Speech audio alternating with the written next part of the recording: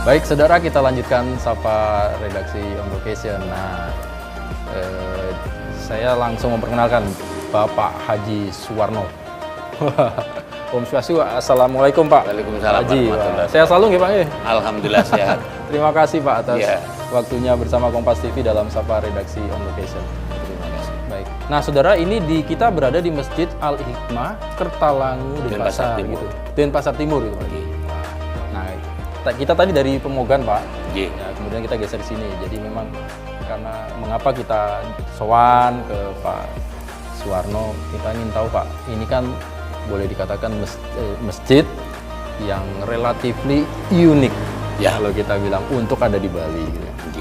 Pak, keunikannya apa sih Pak Suwarno kalau boleh kita sampaikan dulu kepada pemirsa ini? Masjidnya Pak Jadi Suwarno masjid di Bali bahkan di dunia mungkin ya yang ada Candi Bentar ya hanya di sini di Candi Bentar Pak. Yang di depan itu Pak ya? Ya, di Candi Bentar. Kental sekali ininya ya? Kental sekali dengan ukiran Balinya ya? Ukiran Balinya, ya. Itu orang-orang tua kami ya menganggap bahwa kearifan lokal itu perlu dijunjung. Dari rasa hormat itu dan rasa sayang itu kan dari hati Pak, lahir dari hati, tidak sembarangan ukiran kayak gitu. Itu menjadikan sebuah ikatan kekeluargaan yang baik. Oh, oke. Jadi memang keunikan dari masjid ini adalah ornamen-ornamen inkulturasi budaya setempat, gitu Bang ya. Jadi ada Balinya kelihatan, kemudian ada ukiran-ukiran juga Jawa. Itu gimana Pak? Ini memang gitu ya? Gimana, jadi untuk akulturasi budaya ini memang diciptakan itu untuk merangkul semuanya, bahwa kami sebagai pendatang selalu berbahasa di mana bumi dipijak, di sana langit dijunjung. Selalu itu. Baik, wah gitu. Pak, kalau boleh tahu sejak kapan rintisan pertama Pak kalau sejarah dari masjid ini gimana ceritanya dulu awal dulu Pak? Sejarahnya di sini ada Pak Haji Abdurrahman tahun 78 merintis masjid ini. Memang sejak lahir diniatkan masjid kan gitu ya, diniatkan masjid. Kemudian 17 tahun kemudian tahun 95 ya, tahun 95 atau 15 tahun kemudian itu kalau dihitung, itu datang Pak Sunarso, itu beliau dari Trenggalek, punya karya yang memang beliau itu seorang pemborong. Ya, jadi cinta dengan keunikan gitu Pak, cinta dengan arsitek yang tidak banyak orang miliki. Namanya Pak Narso itu datang ke sini dengan koceknya sendiri, beliau bilang saya bangun masjid ini dengan model seperti ini. Kolaborasi Jawa, Timur Tengah yang lengkung-lengkung itu. Jadi tahun 1978 itu baru berupa masjid kecil? Masjid biasa Pak. Masjid biasa. Zamannya Pak. Tapi beliau pendiri, Pak Abdurrahman itu adalah pendiri. Pak beliau pendirinya. Pendiri. Kemudian datang Bapak Sunarso tadi 95. mulai dibangun kembali dengan sudah mulai dengan ornamen berarti tahun 95 ini. Tahun 95 langsung dipugar model seperti ini Pak. Sudah lama ya Pak ya? Berapa ya? Kurang lebih hampir 40 tahun ya Pak. Iya, hampir gitu ya. Hampir ya. Jadi memang pada waktu boleh dikatakan dipugar, dibangun kembali, itu sudah masuk inkulturasi budaya-budaya lokal setempat. Hasil dari apa boleh dikatakan? Saking cintanya terhadap Bali beliau itu, dan ini menjadikan maskot kota Denpasar, bahkan mungkin Bali. Ketika Bapak keliling mungkin menemukan masjid unik ini hanya di sini, baru di sini. Baru di sini. Terus kalau diperhatikan Pak Bambang, keunikan ukiran juga kayunya, ini materialnya material yang pilihan gitu, yang tua. Tidak sembarangan. Tidak sembarangan kayu jati pilihan. Baik, nah kalau boleh tahu kalau umatnya sendiri bagaimana Pak menggunakan tempat ibadah ini sebagai rumah Tuhan ini, kemudian untuk maksud saya peribadahan sehari-hari atau pada hari raya itu seperti apa sih Pak kalau tradisi-tradisi yang ada di sini? Tradisi yang ada di sini ya biasa seperti masjid-masjid biasa. Di sini di samping untuk tempat ibadah, untuk kegiatan kajian ilmu. Di sini ada TPQ, tempat pendidikan Al-Quran untuk anak-anak. Iya, Itu pengajarannya dari mana Pak?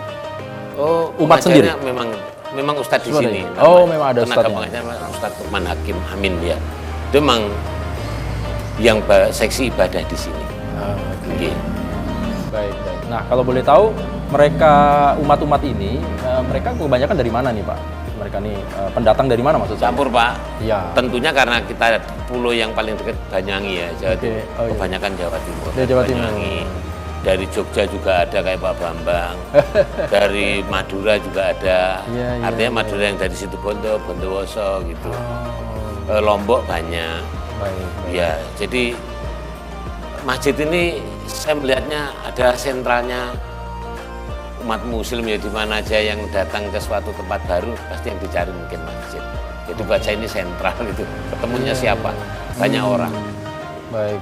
Gitu. Waduh, jadi memang luar biasa. Jadi kalau ininya sendiri Pak, mereka yang penduduk di sini sendiri, kakak sendiri ada berapa orang kalau sampai hari ini? Kakak yang di Kurang lingkungan lebih, iya. sini tidak kurang dari 200 kakak Pak. Ada 200 kakak. Gitu. Tapi jamaah saya Pak Bambang itu tidak hanya Kertalangu, itu sampai yang di daerah Peguyangan itu masih senang di sini, tetap ke sini gitu Pak. Oh. Jadi luas, mencakup satu kecamatan kali ya. Oh gitu. Sampai sekarang pun mungkin masih. Karena mungkin ada keunikan ini lebih betah. Atau gitu. Kalau tahun-tahun yang dulu udah ke sini tuh emang meninggalkan itu Pak. Ada kenangan mungkin. Iya. Baik. Nah, kalau kita mau tahu kan ini posisi masjid kita ini berada di tengah-tengah masyarakat keragaman, ada masyarakat Hindu Bali, kemudian masyarakat mungkin yang beragama Kristen, Katolik gitu. Kalau melihat sekarang hubungan kemasyarakatan, hubungan sosialnya bagaimana Pak? Apa yang diupayakan oleh Masjid Al-Hikmah ini? Justru ini Pak, simbol ini menjadi bukti pengikat antara kami. Mulai tahun 78 sampai hari ini tidak ada gesekan. Kalau kata orang Jawa, gak tahu gesekan sak glukut pinoro pitu. Jadi bersih gitu Pak. Kemudian hubungan kami dengan lingkungan memang bersama-sama Pak. Kami selalu menciptakan sesuatu yang bisa dirasakan juga oleh lingkungan. Contoh, hal kecil misalkan kami kerja bakti, kami tidak melihat, oh ini Banjar, ini tempatnya saudara dari Bali, enggak. Ini bersihkan aja gitu, dibersihkan. Kemudian ketika saatnya berbagi Hari Raya Idul Kurban gitu, mulai dari ujung Soka sana sampai ujung Kartapura semua dapat bagian. Kebagian. Daging. Itu sebagai bentuk pengikatan Pak. Jadi kami tidak melihat bahwa daging itu pengikat teman atau saudara dari Bali, enggak itu. Tapi ingat itu adalah hati, panggilan hati mengikat saudara. Gitu. Jadi itu terbukti ya sampai hari ini rukun kami. Gitu ya Pak ya. Jadi dengan tonggo separuh istilahnya. Tonggo separuh. Umat yang lain pun. Justru masjid kami dijaga oleh tonggo separuh itu.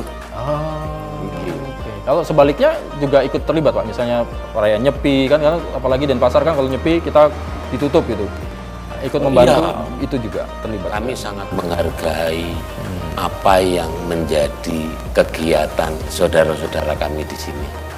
Sangat menghargai Pak. Jadi ketika Nyepi, instruksi saya sebagai ketua takmir, tidak ada suara keluar dari masjid, tidak ada ke masjid dari luar Banjar yang ada di sana. Tegas itu Pak. Dan itu diikuti oleh umat? Diikuti Pak, wajib diikuti. Inilah salah satu bentuk toleransi yang senyatanya Pak ya. Betul Pak. Jadi tidak tanpa harus disuruh dan tanda kutip sudah sadar juga. Oh kita memang harus begini pada saat itu. Lah musim pandemi ini Pak, musim pandemi misalkan. Kami itu membagi sembako gitu ya. Kami tidak mencatat si Wayan coret, si Made coret, enggak. Kebetulan di belakang ada, ya sudah, ini saudara kita bagi semua. Gitu, semua. Iya. Jadi sudah nggak lihat latar belakang. Tidak ada kayak gitu. Itu dianggap saudara semua. Saudara semua. Keluarga. Iya. Luar biasa. Nah, kalau biasanya nih Pak, ini kan kita mau Idul Fitri, kemudian kebiasaan Ramadan, apa yang dilakukan oleh umat Al-Hikmah ya, terutama atau kegiatan dari masjid ini?